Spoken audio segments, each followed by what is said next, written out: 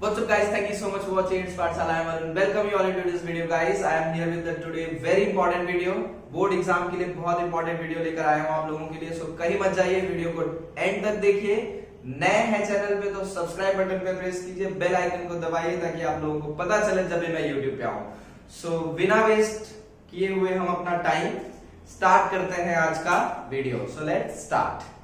So guys, as I told you, today I have come up with a very important video. Board exams के लिए आपके 5 marks confirm करके जाऊंगा आपको. Video को पूरा देखिए, फिर से कह रहा हूं आपको एंड तक. डेफिनेटली आपको इस टॉपिक में से कुछ ना कुछ नहीं, पूरे 5 मार्क्स मिलेंगे. ठीक है. सो टॉपिक का नाम रिवील करते हैं. मैं टॉपिक का नाम यहाँ पे लिखता हूँ आप लोगों के लिए, बहुत इंपॉर्टेंट है. Job application, how to write down a job application for the board exam. Exam में जब आता है job application, so what should be the rules, क्या स्ट्रेटेजी होगी, how you should write down so that you will get good marks. These are the points we are going to discuss in this video.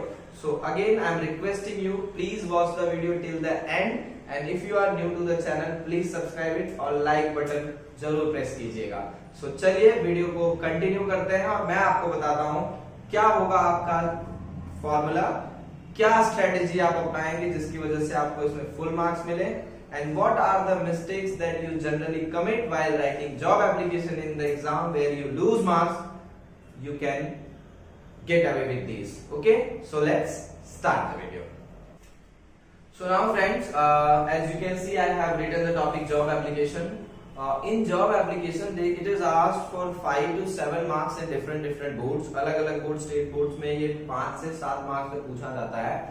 And generally student prefer to go for the optional question which is given in option of job application, keeping this mindset that job application is a very lengthy topic and it takes a lot of time, and so while writing a lot of time will be wasted in that, so we will not be able to cover up the rest of the questions. It's not like that. मैं ऐसा मानता हूँ कि job application is something for which you can easily get 4, 4.5 अगर 5 में है, और 7 में है तो 6, 6.5, even 7 भी आपको मिल सकते हैं. You have to just point out few important thing, वही लर्न करनी है और वैसे ही लिखना है.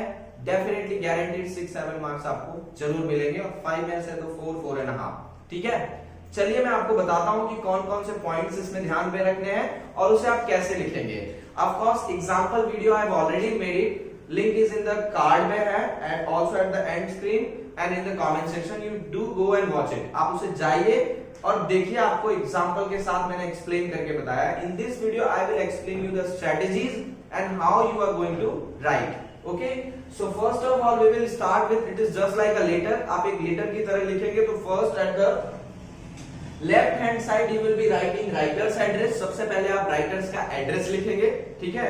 यहाँ पर राइटर का एड्रेस जब आप लिख लेंगे, जो आपको क्वेश्चन में दिया होगा वही एड्रेस लिखना है. राइटर का एड्रेस लिखेंगे, फिर आप उसके बाद डेट लिखेंगे, और डेट के बाद आप रिसीवर्स एड्रेस लिखेंगे. रिसीवर्स एड्रेस मींस जो क्वेश्चन दिया है उसमें ऑलरेडी मेंशन किया होगा व्हाट आर द थिंग्स, और किसे भेजना means which for which company you, for which post you are applying, in which company you are applying, and to whom you are supposed to write. Like for example, there is an exam, there is a question asked that write an application for an English teacher in a school. So we know that for writing application in a school for a teacher, we need to write down a letter to the, or application, job application to the principal.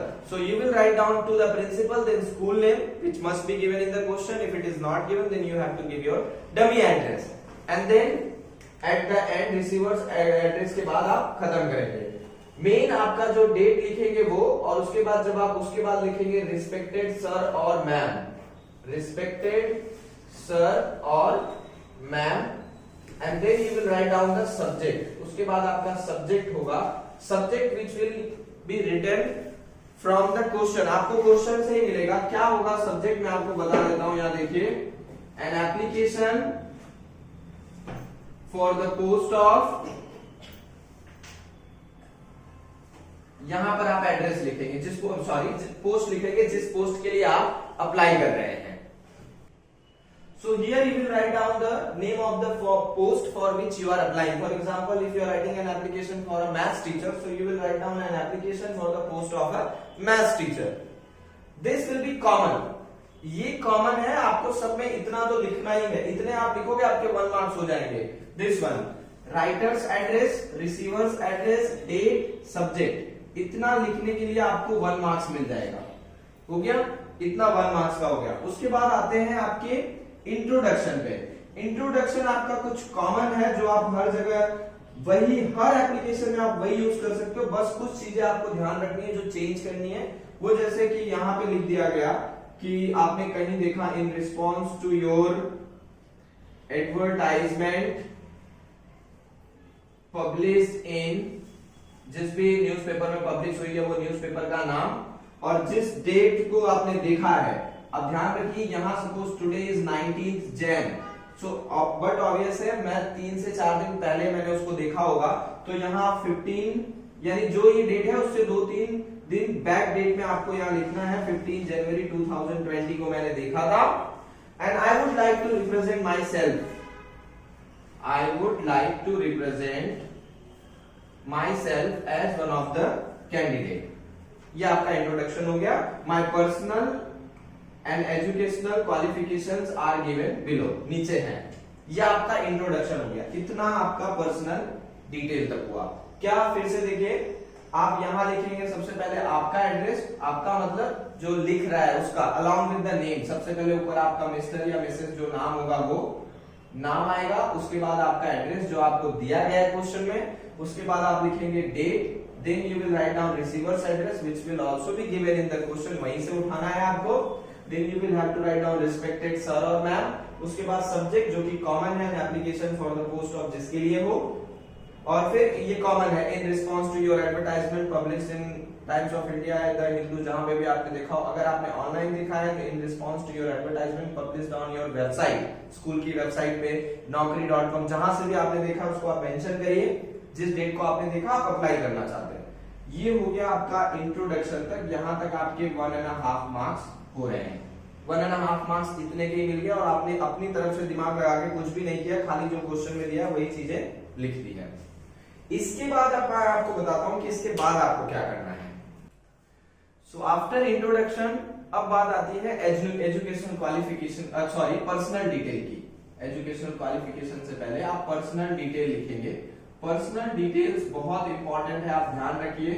Personal details के अंदर आपको total 10 requirements आपको देनी है, मतलब 10 information अपने बारे में बतानी है, 10। उसमें से कुछ तो कॉमन है, जैसे कि आपका फुल नेम, आपका पूरा नाम, आपका एड्रेस, आपकी एज, आपका date of birth, mobile number, email, कितने हो गए, 6 हो गए, 4 और आपको करने हैं तो आपकी नेशनैलिटी, आपका मैरिटल स्टेटस, और फिर आप अपनी हॉबीज बता सकते हैं, फिर आप अपने लैंग्वेजेस, आपको कितनी लैंग्वेजेस आती हैं, ये टोटल 10।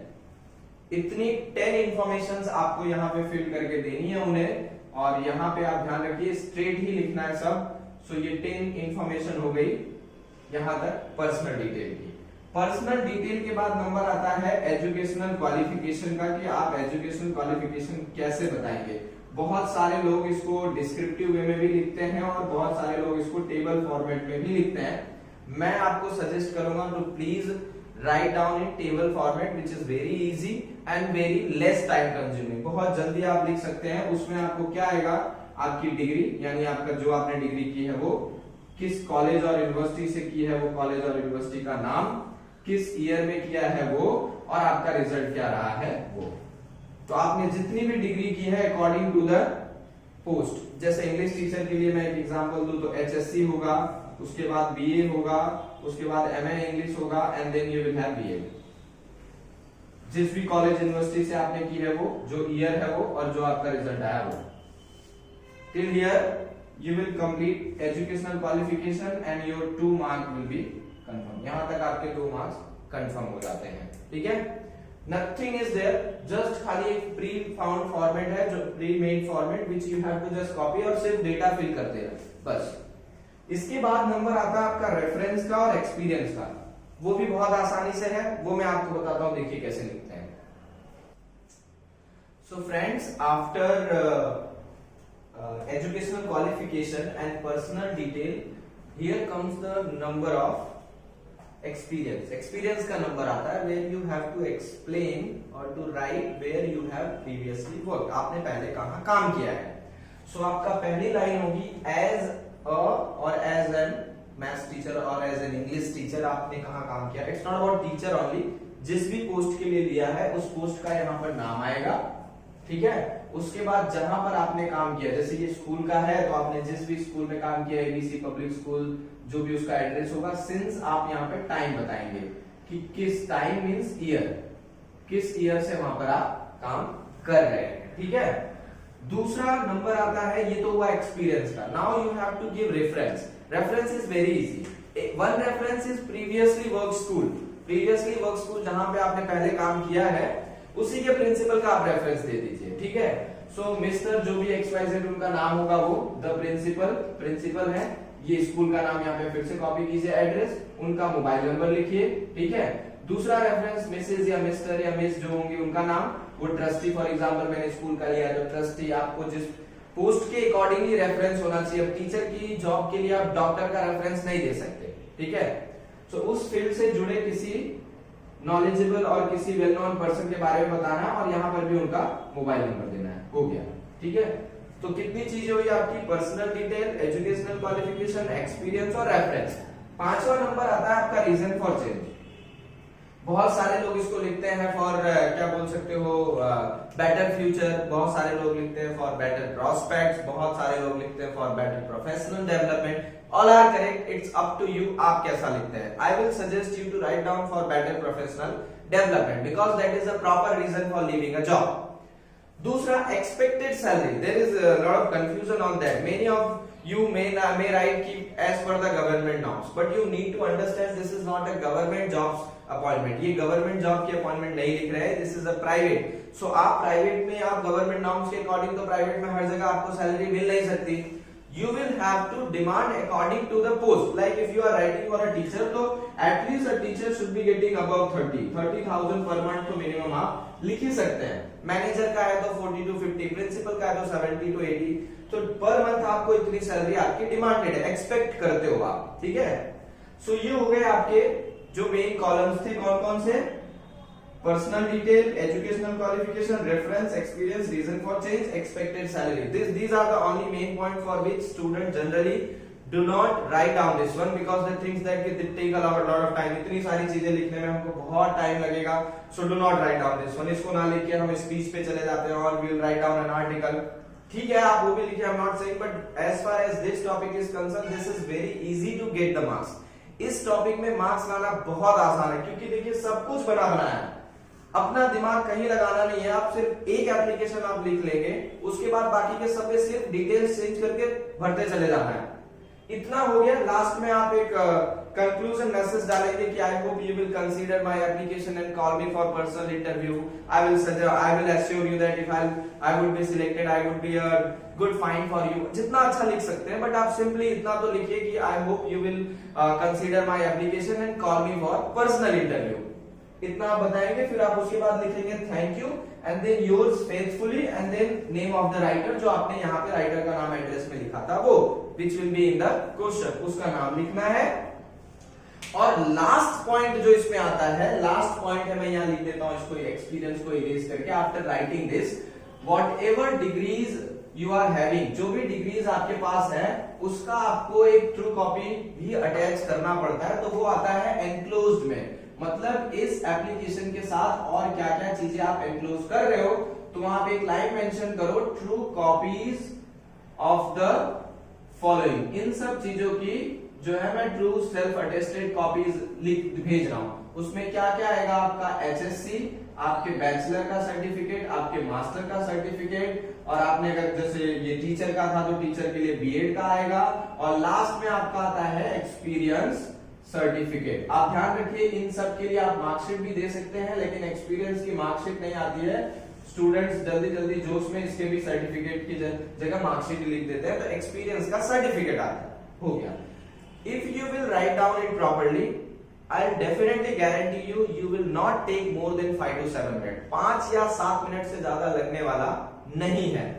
एक चीज जिसमें सबसे ज्यादा बच्चे मिस्टेक करते हैं is to find out the year of birth. हम कैसे बर्थ ईयर फाइंड आउट करें? वो मैं आपको बता रहा हूं सबसे लास्ट में, बिकॉज ये बहुत इंपॉर्टेंट है। ध्यान रखिए, आपने जो जो डिग्री की है उसको पहले यहां लिख लीजिए रफ में, HSC, आपका बैचलर, आपका मास्टर और आपका एक्सपीरियंस, इतनी चीजें तो हैं।